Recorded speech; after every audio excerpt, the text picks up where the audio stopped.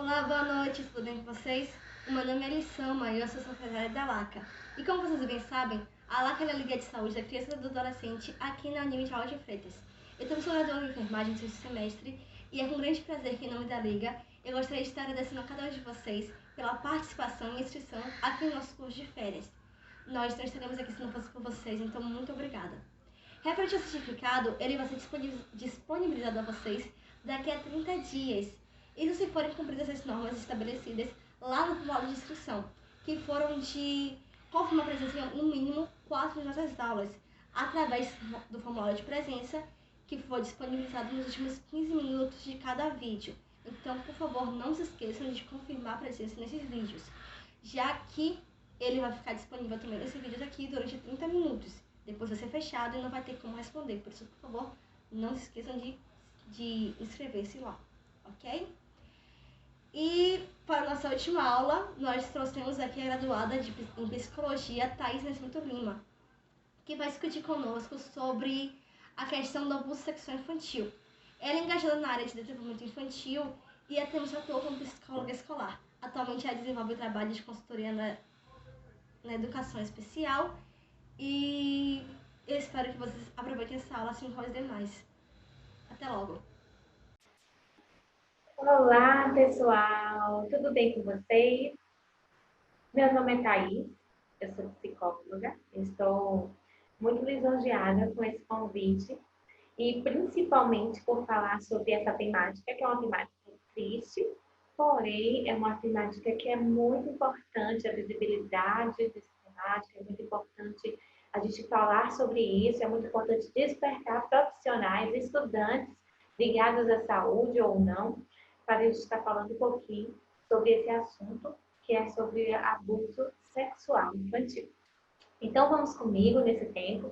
Eu espero que vocês gostem, espero que isso amplie a nossa linha de entendimento, de conhecimento acerca do assunto e faça com que a gente se sensibilize pela causa e possa ter meios de instrumentação para a gente estar combatendo, de fato, de maneira direta, essa questão do abuso sexual infantil na nossa nação.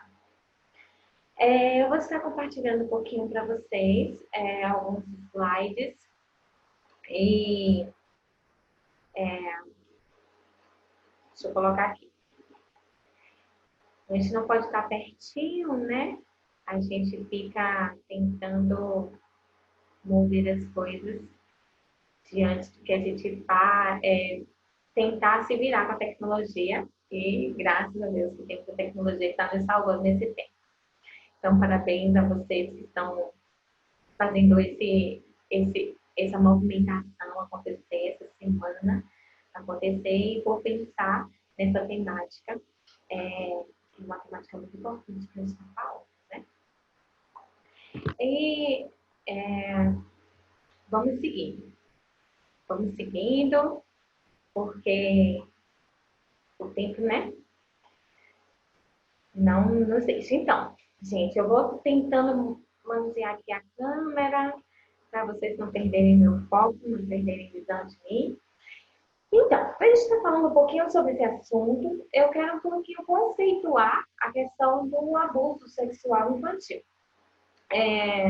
O conceito, né, não no sentido teórico, porque eu acredito que a maioria de nós já entende, mas no sentido a princípio, e a favor de despertamento. Eu quero falar um pouquinho sobre essa questão desse conceito de abuso sexual infantil e a gente poder construir aí um caminho de abordagem. Então, primeiro, quero sinalizar algo que é importantíssimo. Abuso é uma questão de saúde pública pelo alto nível e índice epidemiológico, também pelo conta de acarretar agravo severo a nível dos aspectos psicológicos, emocionais, sociais, né? Esse conjunto aí que forma pessoa, né?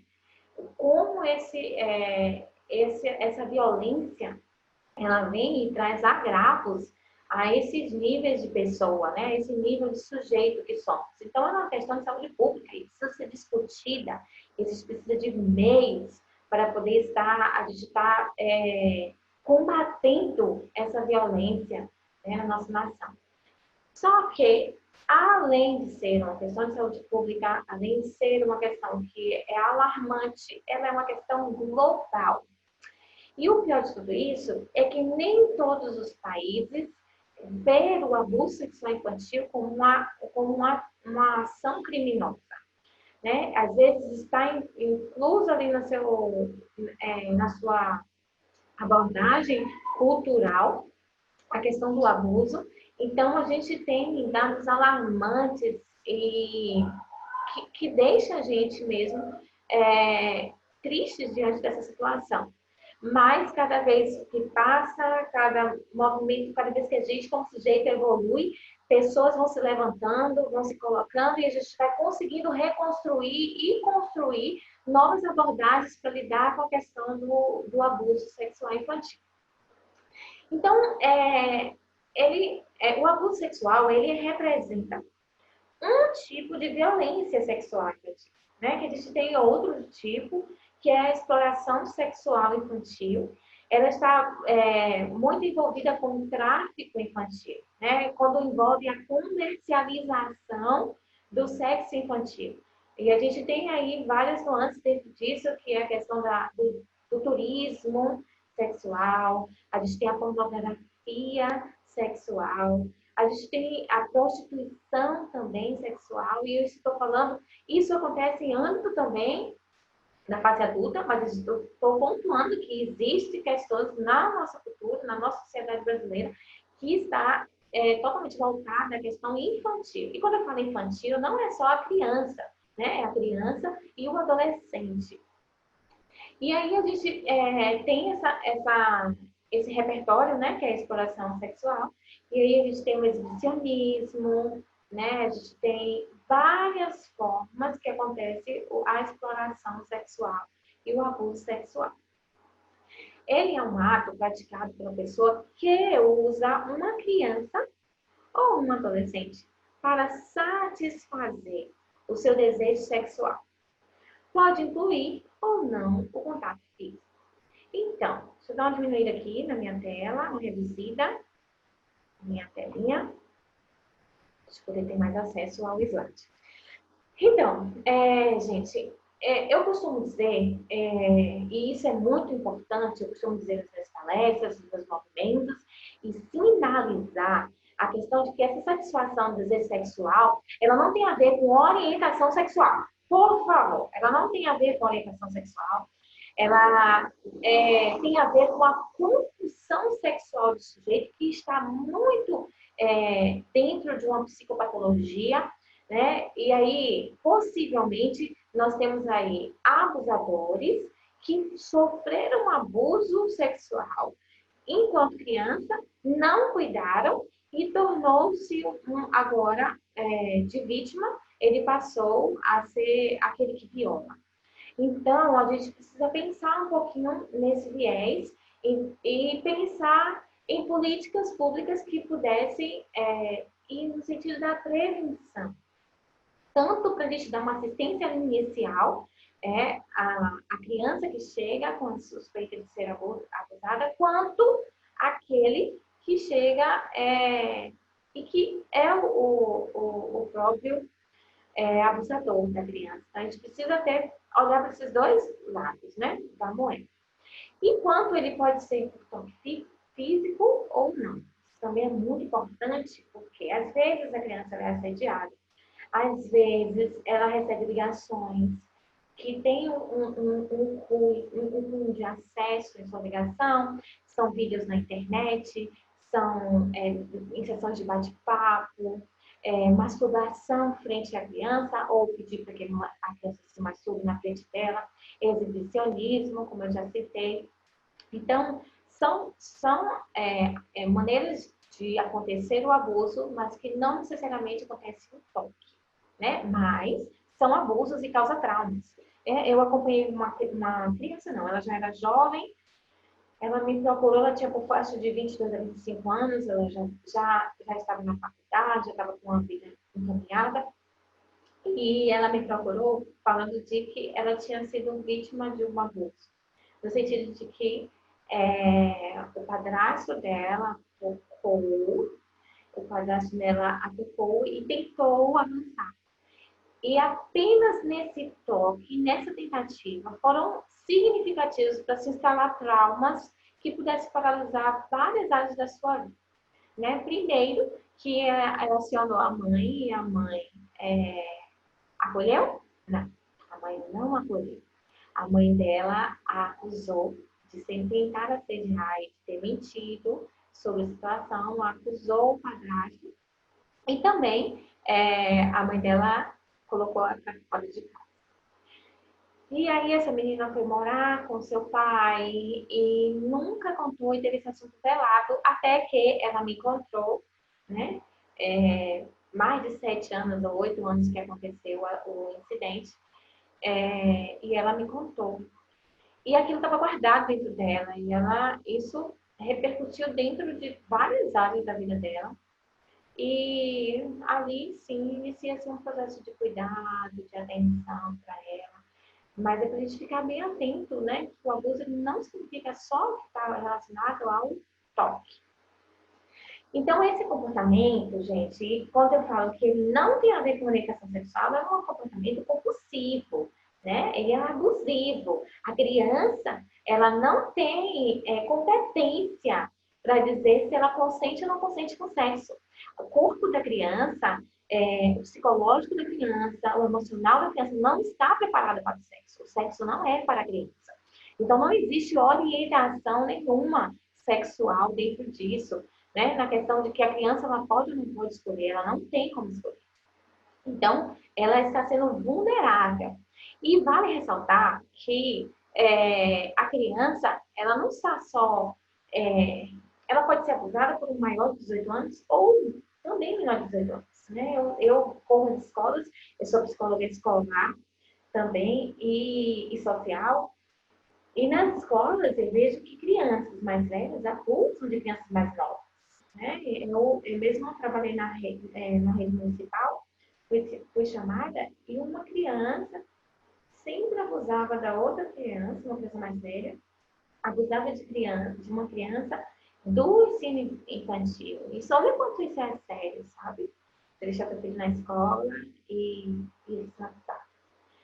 E essas crianças mais velhas certamente pode ter sido abusada, vítima de um abuso, ou está sendo vítima de um abuso e está reproduzindo isso na escola.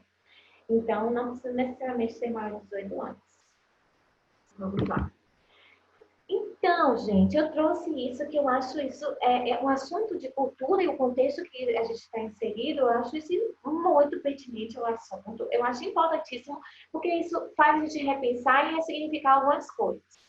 Né? Primeiro, né, o que tem por trás? Né? O que na nossa cultura, né? O que tem por trás desse ato? Que tem uma incidência tão grande, né? E o que tem por trás de tudo isso? Eu vou mexer novamente aqui minha telinha. Né? Primeiro, a criança era vista, né? Antigamente, a criança era vista como um objeto, né? Não como um ser, mas como um objeto. E não como uma pessoa que precisava de atenção, de cuidados básicos, né? E o mínimo de afetividade que pudesse garantir para ela um desenvolvimento, seu desenvolvimento pleno, né? Como adulto. Que aí a gente vê, por exemplo, nesse contexto, a gente pode ver que a criança,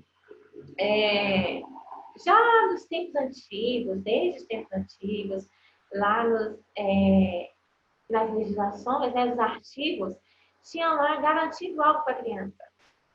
Sim, mas o que se garante à criança é uma criança com objeto. Como um objeto.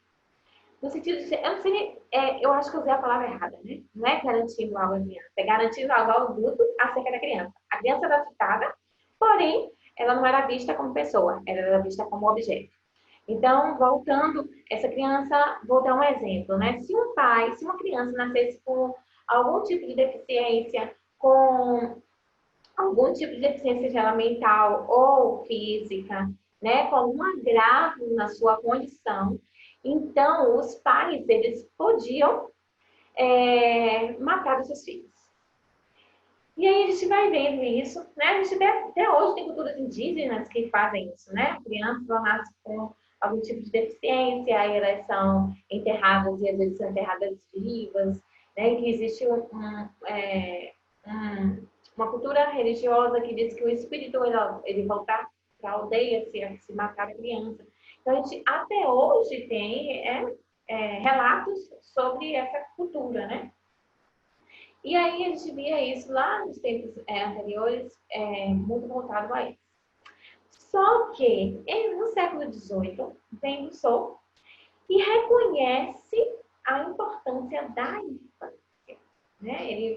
Ele vê essa infância como não um adulto pequeno ou um adulto incapaz, né? Um ser incapaz ou um objeto. Ele começa a ver a criança e entender que existe importância para a criança. Mais uma vez, a importância da criança ela fica muito clara. A criança é importante para formar um adulto, né? Mas já vai começando a se criar artigos, a se falar, a se estudar acerca do assunto infância, acerca de criança. Né? A gente sabe também que criança, que adolescência é uma questão cultural, né? Tem culturas em que da criança para a fase adulta não existe a questão dessa adolescência, dessa transição. Ele de criança ele se torna um adulto, né? E isso aqui no Brasil é diferente, né? A gente tem a criança, tem a adolescente como se fosse essa fase de transição, de transformação, até que seja maduro o suficiente para se tornar um adulto, né? E a gente vai conseguindo conversar sobre infância a partir do século XVIII. Porém, apenas no finalzinho do século XIX para o século XX é que começa a se criar uma cultura de criança como ser, de criança como sujeito, um ser pensante, um ser que precisa de atenção, de necessidades básicas, de cuidados básicos, né, de cuidados médicos, para garantir o seu plano de desenvolvimento. Né? A gente vai começando a ver a história sendo transformada e modificada a partir do finalzinho do século XIX. Aqui no Brasil, a gente vê, né, a gente teve um grande ganho com o nosso Estatuto da Criança e do Adolescente, em 1990. Foi um ganho maravilhoso, né? A partir daí, a gente consegue garantir a criança, né, garantir direitos e garantir que ela possa desenvolver em seu pleno acesso, né? Com seus cuidados, com seus direcionamentos, vítimas de abusos, de violência, violência em todo o âmbito, né? Não só violência sexual, mas agora essas crianças elas têm direitos garantidos e elas podem ser vistas e cuidadas. Não é à toa aqui no Brasil, né? A gente tem um grande ganho, eu vou mostrar os números mais à frente, né, nos próximos slides, eu vou começar a mostrar os números para vocês, mas aí vocês estão vendo que a gente tem muitos ganhos por conta desse estatuto. Então, qual é o nosso contexto atual? Né? Qual é o nosso contexto atual? A gente tem, né, já enraizado uma cultura de criança como objeto, isso é enraizado, é muito forte em algumas culturas e outras não tanto. Porém, a gente, hoje em dia, carrega dois pontos. Um da sexualização infantil. A sexualização não se trata de sexualidade infantil. A sexualidade é algo interno, né? A sexualização é algo de fora para dentro. Como é essa sexualização infantil, Thaís? Me conta aí um pouquinho sobre isso. Então, essa sexualização infantil é o adulto erotizando a criança. Erotizando na maneira de vestir, na forma de falar, nas brincadeiras que faz. Eu posso te falar isso para você pode ficar agora surpreso. Porque está tão intrínseco na nossa cultura que a gente não percebe o grande agravo que isso pode acarretar a criança. Primeiro, porque a gente está pulando etapas. Como eu falei lá no início, a criança ela tem uma questão de o seu corpo estar em desenvolvimento para o sexo. Ela não está pronta para o sexo. Está em corpo em desenvolvimento psicológico. E a gente, como sujeito, a gente não é só um corpo, né? A gente é feito de várias porções, né? Uma porção de corpo, alma, espírito, nossas emoções. Nós somos um ser completo, né?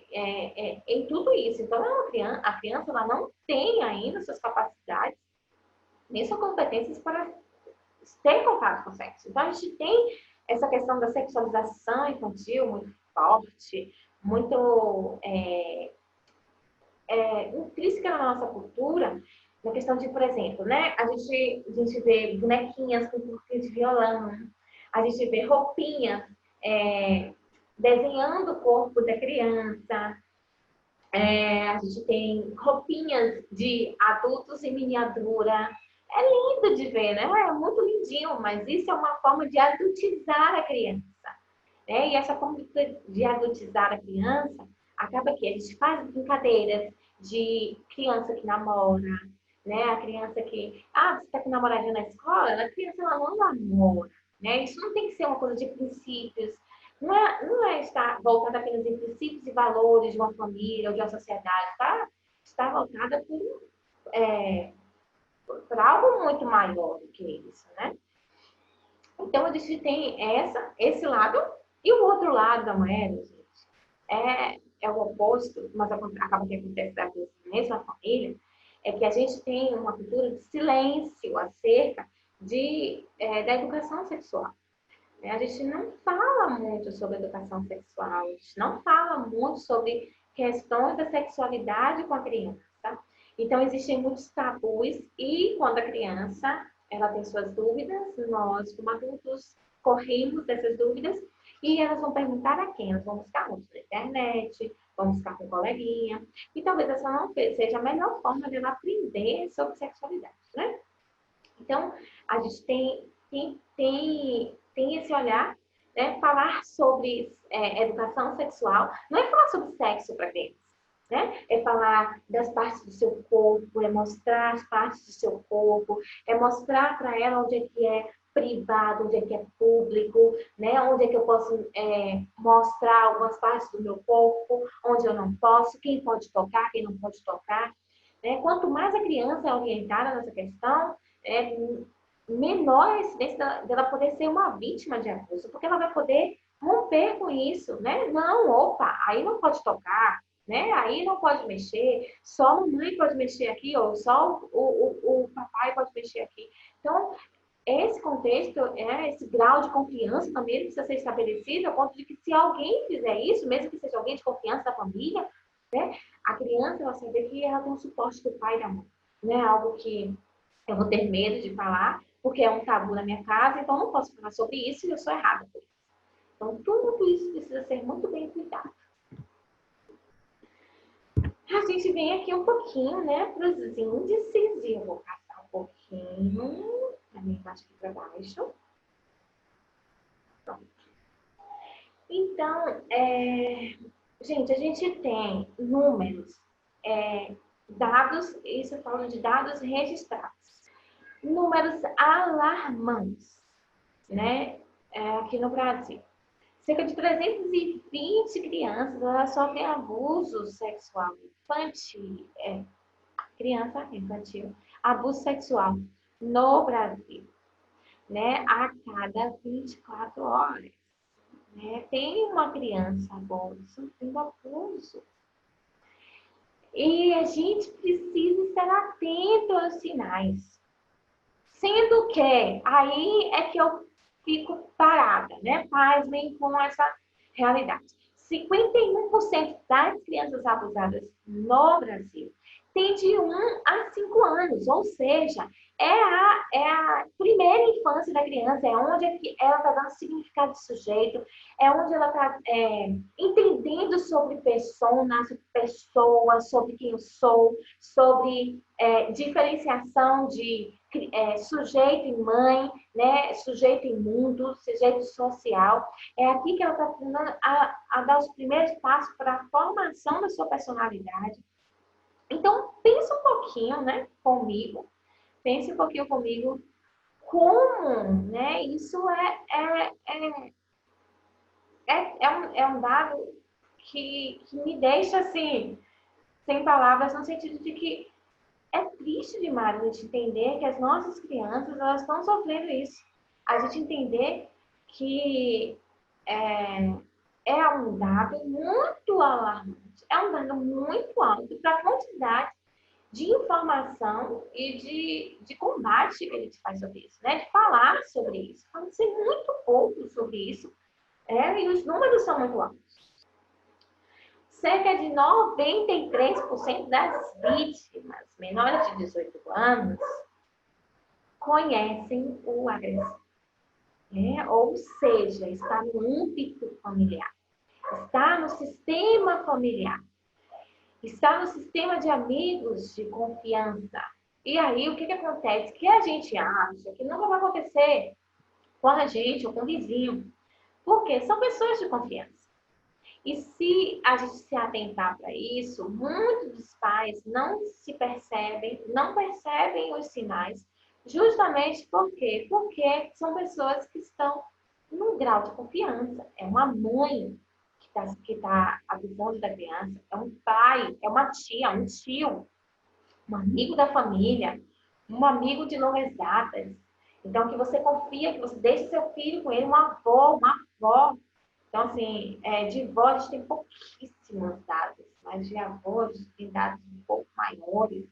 Então, é difícil de acreditar. Então, passa muito desapercebido aos nossos olhos essa realidade. Então, vale eu ressaltar sobre isso. Isso é só ponto do iceberg. Esses números, eles são só ponto do iceberg. Por quê? Porque como se trata de vítimas de que está acontecendo ali naquele âmbito familiar, acaba-se que elas não dão queixa por uma questão de família, ou por uma questão de cuidado, ou por uma questão de que se é pai, vamos conservar, né? Vamos conservar o pai, o tio, o avô e tal.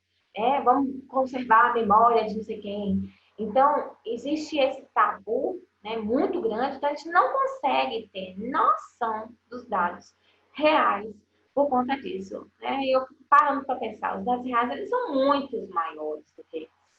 Por exemplo, né, como eu falei, eu sou da área de psicologia da área social, lido com crianças, e eu fui fazer um seminário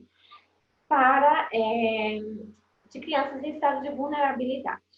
A maioria das pessoas eram líderes que davam por criança, ou em igrejas, ou em projetos sociais, ou em escolas, né? Então, que tinham contato com crianças.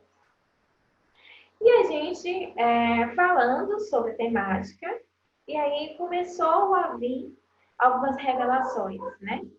Quando a gente começou a falar sobre a temática de abuso, a gente percebeu que o público que estava ali presente,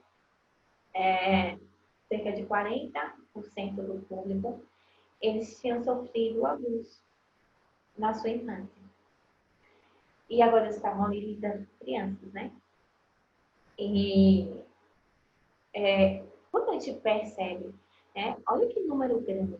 Né? E ali são as pessoas que tiveram coragem de se expor para falar. Acredito que naquele número tinha pessoas que não falavam sobre assunto que até é um assunto velado, um assunto guardado. Então, pense um pouquinho, né, nessa dinâmica. Como é alarmante os números, né? São pessoas, e a maioria delas tinham sido abusadas por pessoas de confiança, né? Se não todas, a maioria, por pessoas de confiança, familiares, né? E aí a gente vai vendo esse grau, esse número alarmante, e a gente precisa ter esse olhar.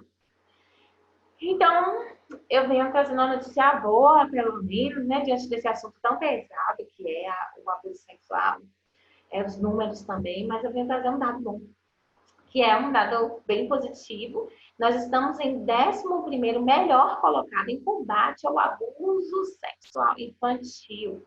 Né? E a gente tem uma grande iniciativa das empresas privadas, a gente tem grandes números de ONGs, de projetos sociais, nós temos um grande apoio da mídia, apesar que eu considero muito fraco ainda, né? Por exemplo, a gente tem o Maio Laranja, não sei se vocês conhecem, nós temos o Maio Laranja, no dia 18 de maio, é o dia de combate ao abuso sexual infantil. E eu participei dessa campanha ativamente e eu fiquei atenta à mídia. Gente, eram muito poucos, né? Foi muito pouco falado. A mídia falou muito pouco sobre temática e aí a gente precisa perceber, né? Vai percebendo que, apesar de que estamos 11º, a gente precisa ainda melhorar muito. Sendo que os primeiros países colocados do ranking, eles são países que de primeiro mundo, né? Nem se fala mais assim, né? De países desenvolvidos. E a gente está aí nesse topo também, junto com os países desenvolvidos, a gente tem um combate muito grande acerca disso. Porém, estamos também no ranking de países que mais sofrem com a violência sexual infantil. E a gente tem regiões que é cultural ou a questão do abuso, né? E acaba sendo normal, tá? Nessas regiões o abuso acontecendo. Parece mentira, né? Mas é real. Vou fazer um pouquinho o meu rosto pra cá, minha imagem pra baixo. Vamos lá. Eu vim falar um pouquinho sobre as consequências. Eu coloquei isso agora, logo no início, justamente porque, gente, as consequências que tragam sensibilidade, que traz sensibilidade à causa para a gente. Né? Eu procuro sensibilizar muitas pessoas, porque as consequências são devastadoras. Né? Eu falei lá no início, elas são devastadoras para o sujeito, ela toma a vida do sujeito como um todo. Não é só uma questão de sexualidade, não é só essa questão, ela toma o sujeito como um todo.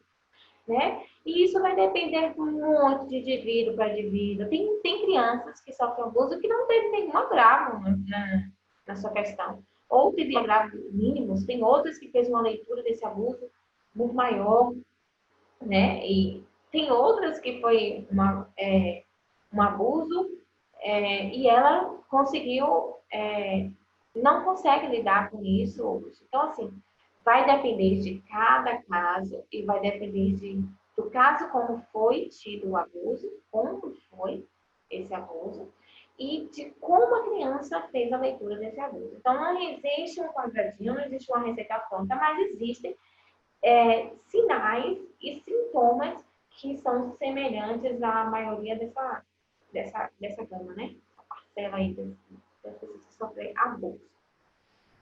Né? No âmbito comportamental, nessa área, no aspecto comportamental, nós vemos condutas suicidas, né, da criança.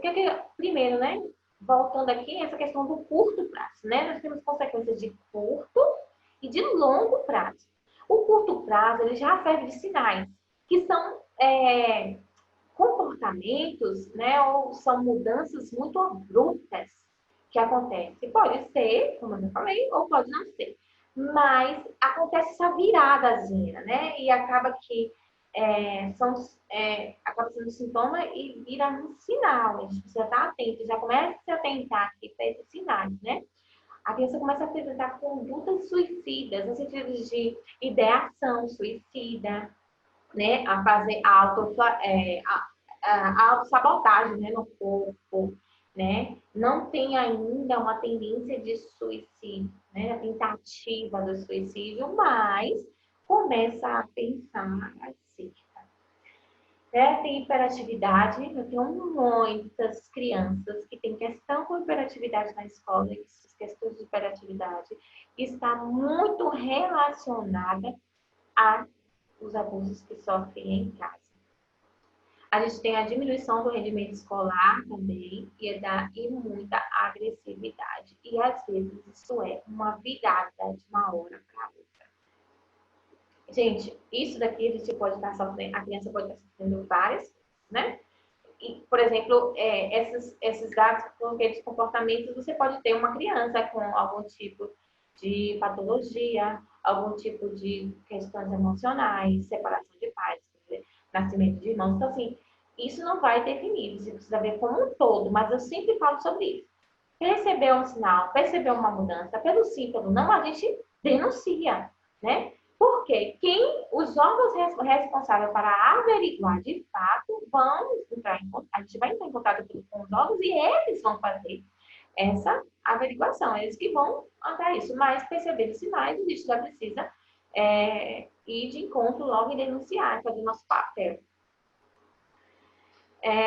Vamos lá, subir um pouquinho.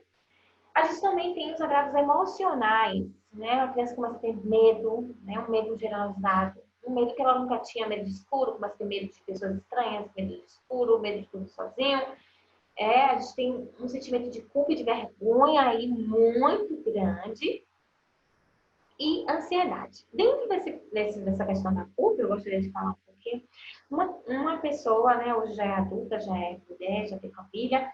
Eu acompanhei uma fase da vida já depois de ter sofrido os abusos. E ela tinha um sentimento muito grande de vergonha e de culpa. Porque, gente, eu falo muito, em muitas gera prazer, né? É uma área que gera um prazer. Então, muitas vezes, como tem também muita barganha, muita troca, a criança começa ela que vai procurar o abusador, né? Ela começa a gostar desse lugar, mas no sentido de que ela não está percebendo que existe uma violência, né? Então, ela começa a se sentir envergonhada, ela começa a se sentir suja, ela começa a se sentir culpada. E aí, ela vive um silêncio e não quebra esse silêncio porque ela acha que é culpada daquela situação. E essa pessoa que acompanhei, por exemplo, ela sentia desse jeito, não, eu não fui abusada. Eu não fui abusada. Essa pessoa, ela tinha agravos severos na vida dela, na identidade sexual dela, na questão de orientações vocacionais, na questão de como lidar socialmente. Era, assim, muitos agravos. E ela começa, e ela estava carregando esse sentimento de culpa, dizendo que não, porque ela já era adolescente, ela consentiu, né, uma pré-adolescente, na verdade, desde fazia 7 anos que ela estava sofrendo esses abusos. Então, ela pegou ainda na fase de criança até a adolescência, sofrendo isso. Ela sentiu que estava traindo, era alguém da família, então ela sentiu que estava traindo a esposa do abusador. Então, olha que peso para uma criança carregar, gente. Né? Olha que dor. E aquela pessoa carregou isso por anos até que, gente, criança, né? Ela foi aliciada. Você, se estiver aí do outro lado e também estiver me ouvindo, tem interesse pela causa, e às vezes você tem interesse pela causa porque sofreu um abuso, e você está no silêncio mortal, e você está se sentindo culpado, e você está se sentindo pesado, por favor, você era uma criança, você era um adolescente, você não tinha competências para dizer se era certo ou se era errado, né? A única coisa que você sabia é que às vezes era bom, né? Então, por favor, não deixe de ser abuso, e isso sim, mesmo sendo bom, causou agravos para você, para a construção da sua personalidade, então se atente para isso. Tá bom? Você não precisa carregar um sentimento de vergonha pro resto da sua vida.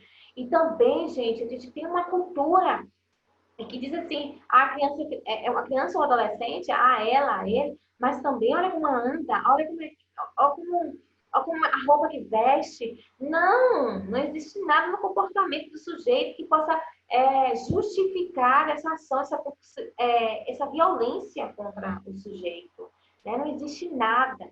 Às vezes a criança ela ficou sexualizada justamente porque ela foi tocada e estimulada na zona antecipadamente. Então, ela ficou uma criança sexualizada.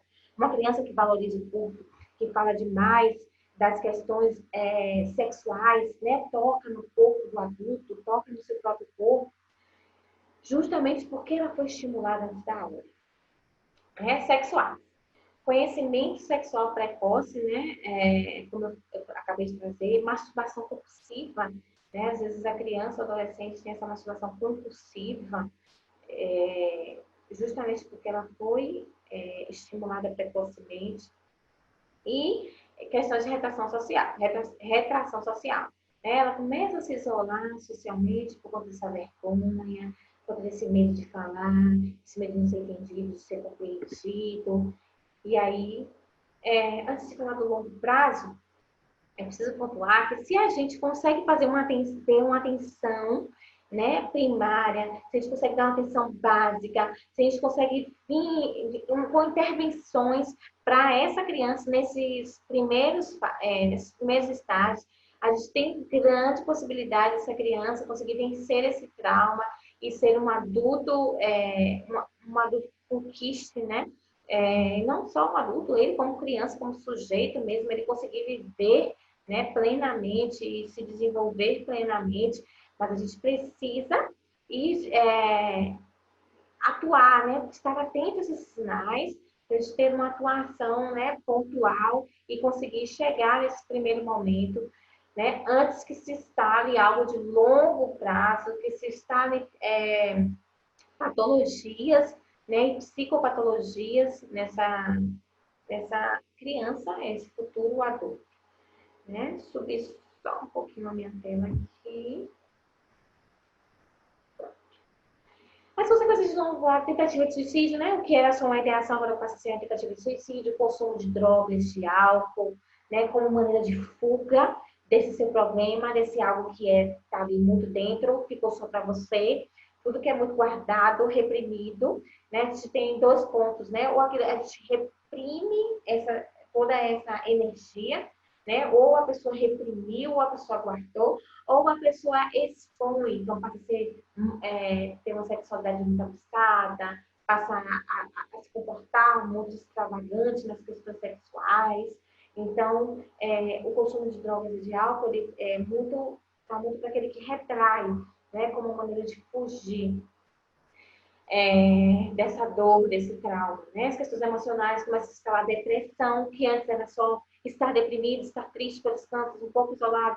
Ele começa a desenvolver depressão, baixa autoestima, dificuldade para expressar seus sentimentos, né? Aquilo que ficou muito guardado, então tem uma dificuldade de expressar todo e qualquer tipo de sentimento. A gente tem questões sexuais, disfunções sexuais, problemas de identidade sexual. Gente, disfunções sexuais, ele está falando masturbação, né, excessiva, tem a questão de dessas disfunções, né, ela tem um grande, ele está aí como um grande em potencial de construção para ser um pedófilo, uma pedófila, ou para se voltar para a área da prostituição, justamente por conta das suas disfunções sexuais, né? Começa a ter comportamento compulsivo. E aí a gente volta lá para frente, né? O comportamento compulsivo está muito relacionado ao abusador, né? Que tem uma compulsão pelo sexo e vê a criança como objeto e a usa para satisfazer essa sua compulsão. Então, aqui se instala um possível abusador. Né? A gente tem questões de problemas de identidade sexual. Eu acompanhei um rapaz, na verdade eu não acompanhei, a gente estava em um aconselhamento, e esse rapaz, ele falou que ele tinha sofrido o abuso do vizinho, né, que era um amigo do pai dele. E os abusos aconteciam na casa do vizinho. Né? Detalhes não vou entrar, né?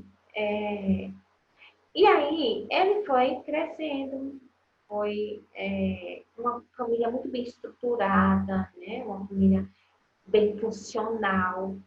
E essa família, ele não percebeu, né? Que esse menino, eles tinham sofrido esses abusos, né? Foram abusos pontuais, não aconteceu uma vez, porém, também não teve uma extensão aí por um tempo muito grande. Foram bem pontuais, cerca de 3, 4. E aí, o pai, né, começou a perceber que o filho estava se machucando demais. Né, e percebeu nos seus históricos, né, já na adolescência, para a fase da juventude, ele começou a perceber nos históricos dele muito acesso a sites de pornografia e tal. Esse jovem, ele procurou falando que ele começou a ter desejos por criança, né? Esse jovem vítima. passou a ter desejos por criança. Ele começou a pesquisar pornografias infantis na internet, a procurar a pornografias infantis na internet, começou a buscar, suas vítimas agora. Ele passou a ir para o lado do abusador. Ele passou a ser vítima da situação. E aí a gente ele passou de vítima para o praticante, né, da violência. E ele começou a procurar, né, crianças, ele tentou abusar de algumas crianças, né, no toque, e não conseguiu.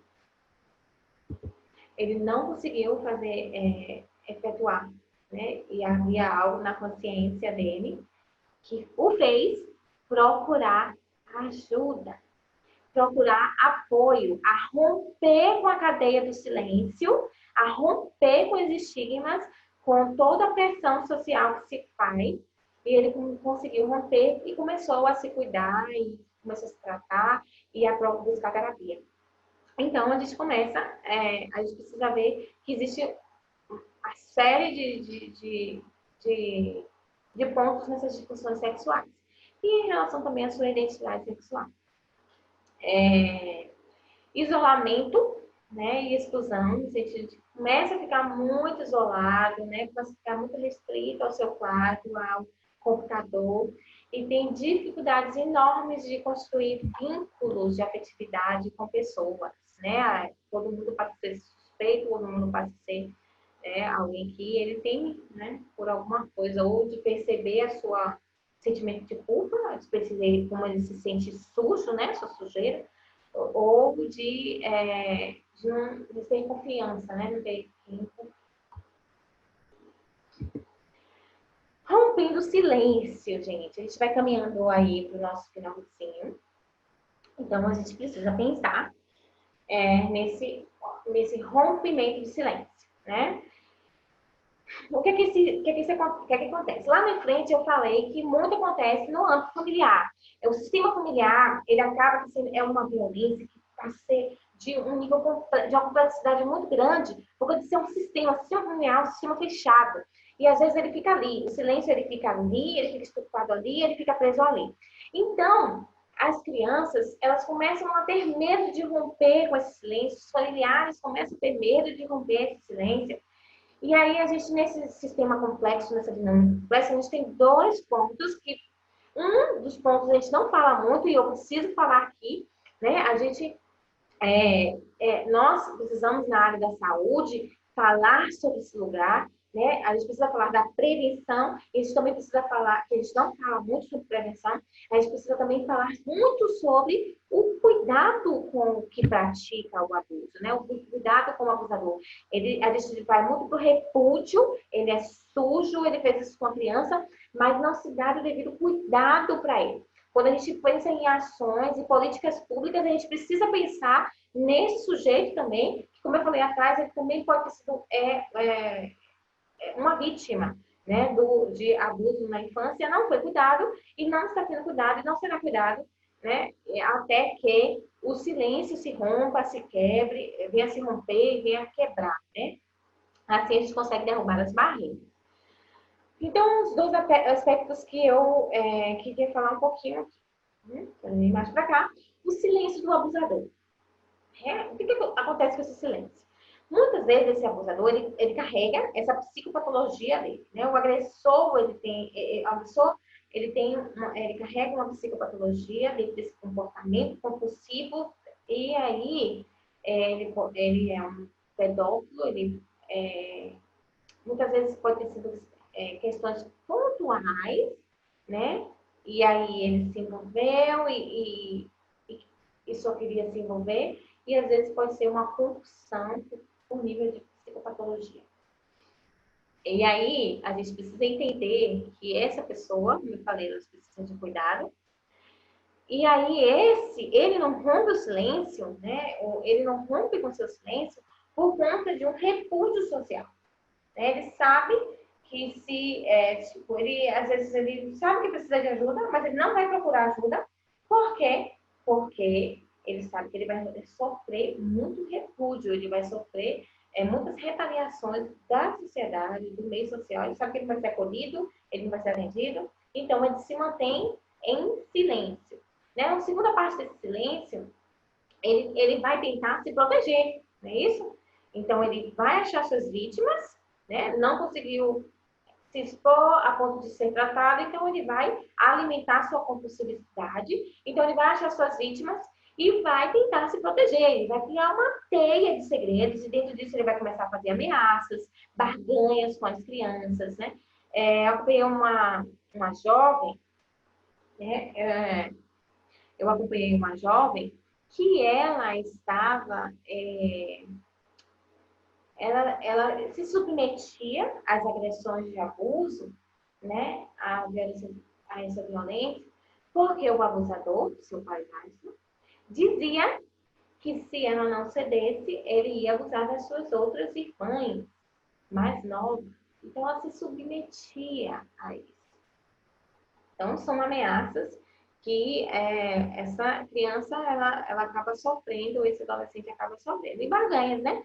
Eu te dou R$ 2, eu te dou isso, eu te dou docinho, né? Também para conseguir, sei lá, né? Não fale para ninguém, esse é o nosso segredo. Consegue conquistar e trazer a criança para o seu lado, né?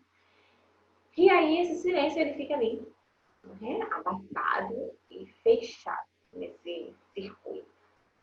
Você aqui. O outro lado, né, o outro aspecto dessa dinâmica é o silêncio da criança. Né? Além desse medo das ameaças, além de toda essa construção essa teia que foi criada e ele ficou preso, existe esse sentimento de culpa e de vergonha, como eu já relatei, né? Então, ele fica preso a esse silêncio, né? E às vezes ele tem vergonha, até porque, como é que eu vou dizer que o meu pai me abusou? Que meu avô, aquele senhorzinho, todo mundo ama, me abusou. Então, ele fica muito nesse lugar, desse medo, né? Então, um cuidado intenso com essas crianças. E é por isso que a gente precisa estar atento a todos os sinais. Porque a criança ela pode não falar, mas o seu corpo o tempo todo vai tentar dizer. O seu comportamento vai tentar dizer, as suas reações vai tentar dizer, vai tentar transmitir sinais para nós adultos, vai tentar transmitir isso para a gente, para que a gente possa tentar olhar pelo outro lado. Então, a gente precisa estar atento aos sinais. Como eu falei lá no início, a gente tem os primeiros, os sintomas de curto prazo, eles já nos servem de sintomas, mas existem outros que a gente vai precisar pontuar, né? Para criança e adolescente, já tem uma coisa. Para criança e adolescente, às vezes é difícil entender que ele foi vítima de uma violência, como eu já falei. Às vezes é difícil entender que ele foi vítima de um crime, e um crime abusivo, um crime que não te deu direito de pensar. Então, às vezes, para a criança é difícil pensar que ela passou para ser uma vítima. É por isso que a gente diz, a educação sexual ela precisa existir, porque quanto mais se tira a criança da ignorância, dos cuidados com o seu corpo, maior ela pode se proteger, né, desse abusador, e um elo de confiança muito maior com a sua família ela pode criar. Então, é difícil para uma criança ou um adolescente entender que foi uma vítima de um crime, falar sobre o assunto. Então, o profissional de saúde, ele acaba que ele passa a ser, né, ele tem uma importância muito grande aí, que ele passa a ter um papel ele passa a ter um papel essencial. Por quê? Se eu estou naquele meio, aquele complexo, assim, fechado, família, né? Tá fechado, tem um tabu, tem um silêncio que não se rompe. E aí eu começo a pensar, né? Se no âmbito familiar eu não posso falar, no âmbito afetivo, né? Que não é só família, mas amigos de confiança, né? É um ciclo muito fechado, eu não posso entrar. Ele começa a estabelecer vínculos com pessoas que não têm acesso à sua família.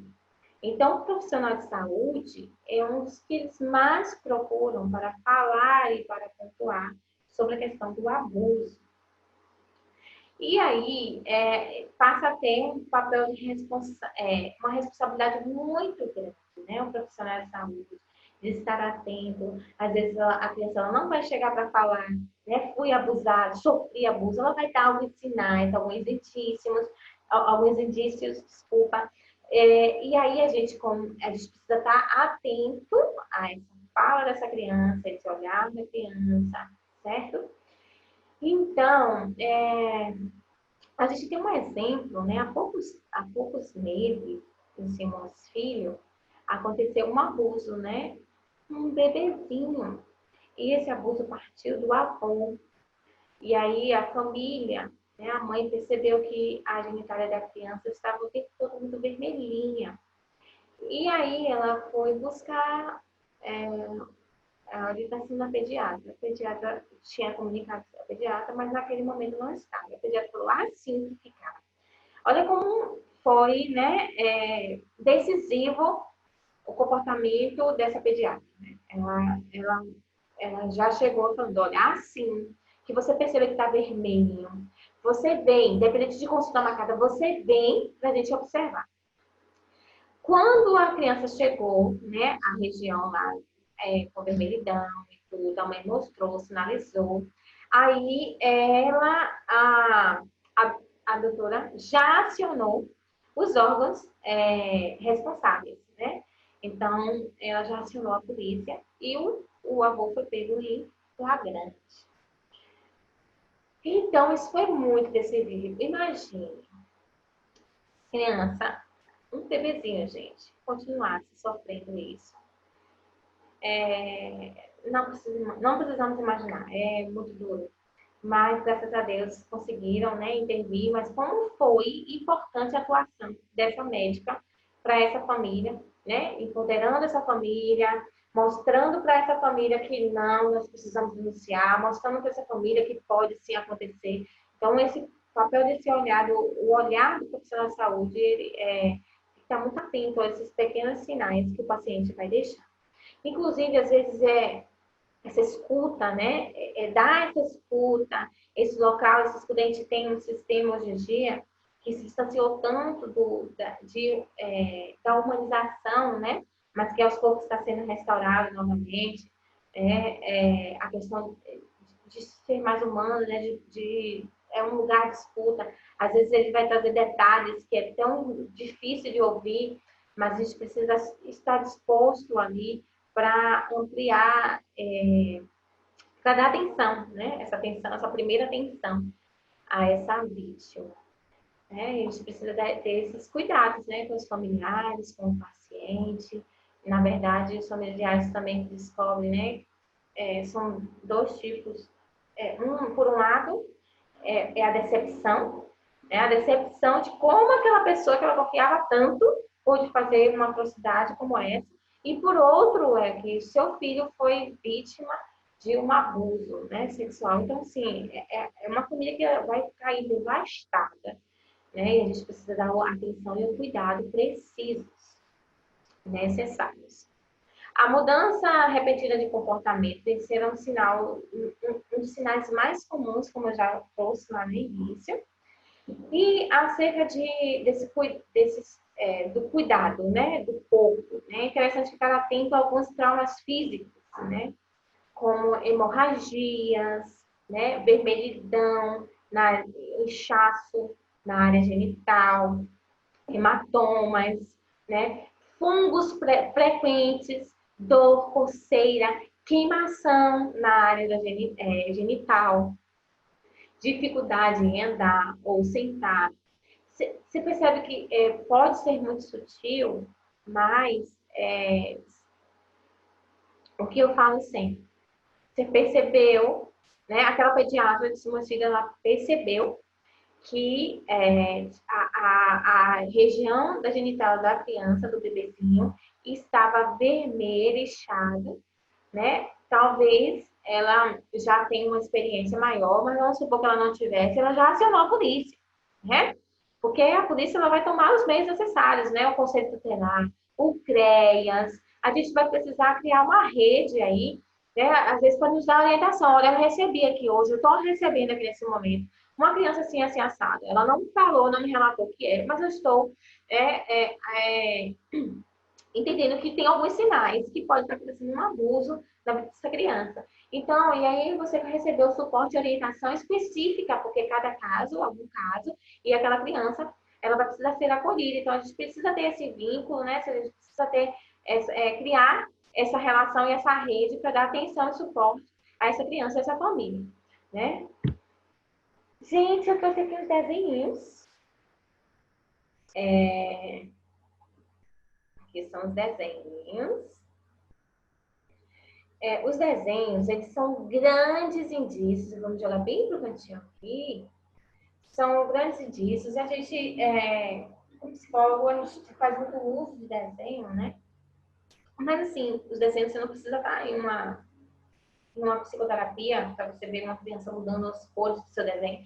Perceba que esse desenho, ele é bem colorido ainda, né? Mas a gente vai percebendo alguns traços. Se você parar para pensar, olhe para essa imagem, né? Pense o que é que está acontecendo, né, nessa imagem. A gente tem uma criança, possivelmente é a própria criança que desenhou, e ela está na bicicleta ali e está muito triste. E a gente tem, pode ser o pai pela altura, né? O pai, né? Pela descrição dela. E tem ali a pessoa, o praticante, o agressor. E a gente consegue perceber que ele é o agressor por conta da genitália bem marcada que essa criança fez. Essa criança, ela não falou, né? Mas ela está pedindo socorro. É uma criança que está pedindo ajuda. É a maneira que ela acha para pedir ajuda. Ela não está consciente que ela está pedindo ajuda. Mas através do desenho, expõe a sua carga emocional. A gente também aqui tem outros desenhos. Ó, observe esse primeiro desenho aqui em cima. A gente tem uma possível prática de abuso a nível de oral, né? A criança fez o desenho da boca e algo ligava ao pênis do agressor. A gente também tem esse aqui nesse segundo desenho, né? Também está acontecendo eu falo muito de mudanças de papéis, nessa confusão dos papéis. Então, tem algo acontecendo aí nessa relação. E a gente tem aqui o terceiro desenho, né? A genitália, ela está bem marcada. A gente percebe, né? Essa cara de mal, os dentes travados. A gente vai começando a entender por que a criança está desenhando a genitália, né? Por que é importante para a criança fazer esses desenhos? Então, a gente precisa estar bem atento a esses sinais. Então, gente, vamos jogar aqui mais pro canto novamente. Nós não podemos nos calar, né? Se de tudo isso você esquecer de alguma coisa, não esqueça disso, não se cale. O Disque 100 é um lugar que você pode fazer denúncia anônima. Você pode ligar para o Disque 100 só se você percebeu os sinais. Você não precisa ter certeza, você não precisa ser detetive, você não precisa ser policial. Para primeiro você fazer, tirar todas as conclusões para depois você discar. Não. Você precisa ter esse cuidadozinho aí, precisa estar atento a isso, certo? Então, esteja atento aos sinais, esteja atento a tudo. E você que está do outro lado, eu quero te dar uma mensagem. Você que está do outro lado, foi vítima de abuso, né? Nunca denunciou, ou isso está bem guardado, né? Ou só ficou no meio da sua família, ou você está guardando aí em silêncio. Por favor, fale, traga isso para a luz, exponha-se. Por quê? Se você não denuncia, se não existe algo que possa prender ou trazer algo para que venha com justiça acerca do seu agressor, deixa eu te dizer uma coisa, ele não parou com você. Se ele não está recebendo cuidado e atenção necessária, ele não parou com você. Ele continua fazendo vítimas. E essas vítimas podem ser da sua família. Se essa pessoa é da sua família, ele pode estar fazendo vítima. No mesmo silêncio, na mesma calada da noite que era com você, ele pode estar fazendo com outras crianças. Seus primos, sobrinhos, parentes mais próximos, amigos mais próximos. Então, por favor, denuncie, não se cale. É um senhorzinho, ou é uma pessoa que tem muito vínculo, que tem muita confiança e não quer que rompa isso, ah, já aconteceu, já passou com você. Mas e com as outras crianças? Nós temos um papel muito grande de ser, e nós somos responsáveis por muitas coisas. Então, nós precisamos falar, nós precisamos denunciar. Não se calem. Nós precisamos estar atentos aos sinais. Muito obrigada, foi um tempo muito bacana. Eu espero estar com vocês em outros momentos. E qualquer dúvida pode falar comigo.